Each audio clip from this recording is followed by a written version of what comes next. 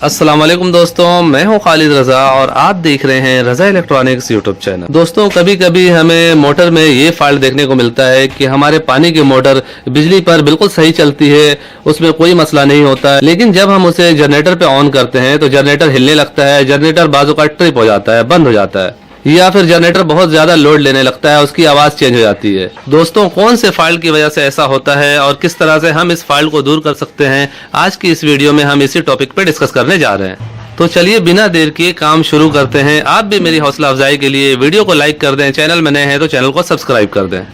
दोस्तों, इसके फाइल को समझने के लिए सबसे पहले हमें इसे चला के चेक करना होगा। हम इसे डायरेक्ट करंट देके चला के चेक करने जा रहे हैं।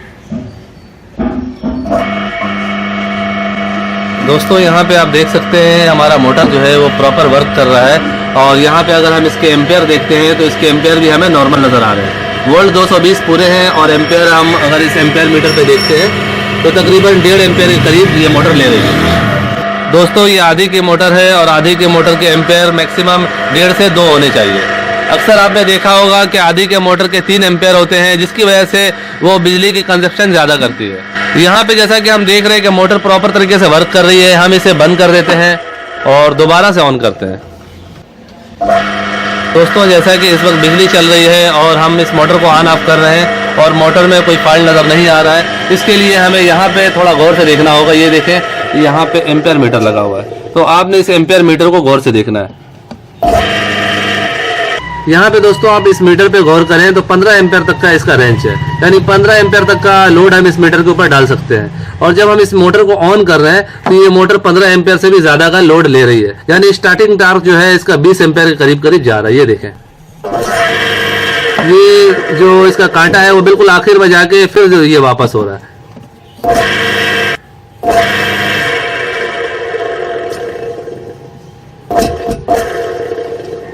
दोस्तों, जैसा कि आप देख रहे हैं कि इस मोटर की स्टार्टिंग टार्क जो है वो 15 एम्पेयर से भी ज्यादा है, जबकि ये आधी की मोटर है, इसका स्टार्टिंग टार्क ज्यादा 5 से 6 एम्पेयर होना चाहिए, लेकिन इसका स्टार्टिंग टार्क ज्यादा होने की वजह से जनरेटर ट्रिप हो जा रहा है। ये मोटर जनरेटर पे नहीं चल रही है, बिजली पर प्रॉपर वर्क कर रही है। दोस्तों, ये फॉल्ट आने का क्या वजह है, अब हम इसकी तरफ आते हैं। दोस्तों, ये फॉल्ट आने की मेन वजह जो है इसका स्टार्टिंग कैपेसिटर है। जैसा कि हमें स्टार्टिंग कैपेसिटर यहाँ पे बिल्कुल देखने में सही नजर आ रहा है, कोई इसमें हमें फॉल्ट नजर नहीं आ रहा है, लेकिन ये वीक हो जाने से फिर इस मोटर में ऐसा प्रॉब्लम होता है कि मोटर जो है स्टार्टिंग में एम्पेयर ज्यादा लेती है, इसका जो है स्टार्टिंग टार्क बहुत बढ़ जाता है, जिसकी वजह से मोटर बिजली पर तो सही चलती है लेकिन जनरेटर पे स्टार्ट नहीं होती है। तो जैसा कि हमने यहाँ पे एक कैपेसिटर लगा है, तो अब हम इस कैपेसिटर को निकाल के इसकी जगह सेम इसी तरह का दूसरा कैपेसिटर लगा के और इस मोटर को चला के चेक करेंगे।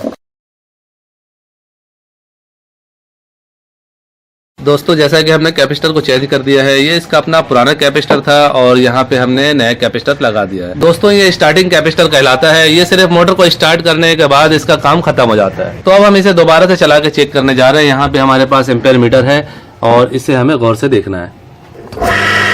दोस्तों, यहाँ पे आप देखें मोटर को हम ऑन ऑफ कर रहे हैं तो ये 5 एम्पेयर से ज्यादा इसका लोड नहीं हो रहा है। ये देखें, इसका स्टार्टिंग टार्क जो है वो 5 एम्पेयर से ऊपर नहीं जा रहा है।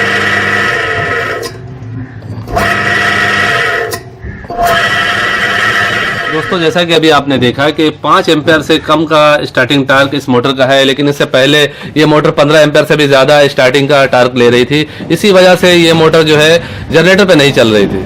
तो जब भी कभी आपके साथ ऐसा हो कि आपके घर के पानी की मोटर जो है बिजली पर सही वर्क कर रही हो और जनरेटर पे स्टार्ट नहीं होती हो, तो उस सूरत में सबसे पहले आप मोटर की स्टार्टिंग कैपेसिटर को चेक करें, उसे चेंज करके देखें। बज़ाहिर हमें देखने में कैपेसिटर जो है सही नजर आता है, लेकिन स्टार्टिंग में मसला होता है। दोस्तों, मोटर के इस कैपेसिटर को मल्टीमीटर से या फिर किलोम मीटर से भी चेक किया जा सकता है। जैसा कि यहाँ पे हमारे पास UT 203 प्लस किलोम मल्टीमीटर है और इसे हम यहाँ पे इस जगह पे रख के यहाँ पे सेट करते हैं। मैं आपको शुरू से दिखा रहा हूँ। हम इसे ऑन करेंगे और यहाँ पे जैसा कि कंटिन्यूटी और ओहम का फंक्शन बना हुआ, यहाँ पे लाके हम इसे इस बटन को प्रेस करके सिलेक्ट करेंगे। यहाँ पे NF हमें लिखा हुआ नजर आ रहा है, तो यहाँ पे हमें छोड़ देना है। ये नैनो फेराड, पिको फेराड हर तरह के कैपेसिटर को चेक करने की सलाहियत रखता है। तो इस मोड पे लाके हमें यहाँ पे कैपेसिटर को चेक करना है। ये देखें, पहले हम एक सही कैपेसिटर को चेक करते हैं। यहाँ पे हम लगा के थोड़ी देर तक प्रोब को छोड़ देंगे तो यहाँ पे हमें इसकी रीडिंग नजर आएगी। दोस्तों जैसा कि हमें इस कैपेसिटर की रीडिंग जो है 71 माइक्रोफेराड नज़र आ रहा है। जैसा कि यहाँ पे MF का सिंबल हमें नज़र आ रहा है, ऊपर में आप देख सकते हैं। पहले NF लिखा हुआ था, अभी MF हमें लिखा हुआ नजर आ रहा है। बज़ाहिर पढ़ने में ये U आता है, लेकिन दरअसल ये M का सिंबल है। ये 71 माइक्रोफेराड है, जबकि अगर हम कैपेसिटर पे देखते हैं तो 80 से 110 माइक्रोफेराड का इस पे लिखा हुआ है। तो 5 से 10% जैसा कि कैपेसिटर में ऊपर नीचे हो जाते हैं। और जैसा कि इस कैपेसिटर को हमने चेक कर लिया है, अब हम इसको चेक करने जा रहे हैं। यहाँ पे भी इसी तरह हम दोनों प्रॉक्स को लगाएंगे और थोड़ी देर हम स्टॉप करेंगे, रुकेंगे, तो हमें यहाँ पे रीडिंग पढ़ने को मिलेगी।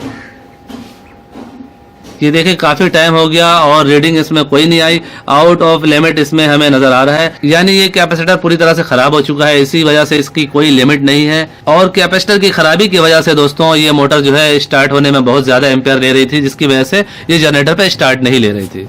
सो फाइनली दोस्तों मेरी आज की ये वीडियो यहीं तक थी। वीडियो के बारे में कमेंट सेक्शन में अपनी कीमती राय जरूर दीजिएगा। वीडियो को लाइक भी कर दीजिएगा, दोस्तों को भी शेयर कीजिएगा। चैनल में नए हैं तो चैनल को सब्सक्राइब करके बेल आइकन भी प्रेस कर दीजिएगा। अपना और अपने प्यारों का बहुत सा ख्याल रखिएगा, दुआ में याद रखिएगा। मिलते हैं नेक्स्ट वीडियो में। अल्लाह हाफिज।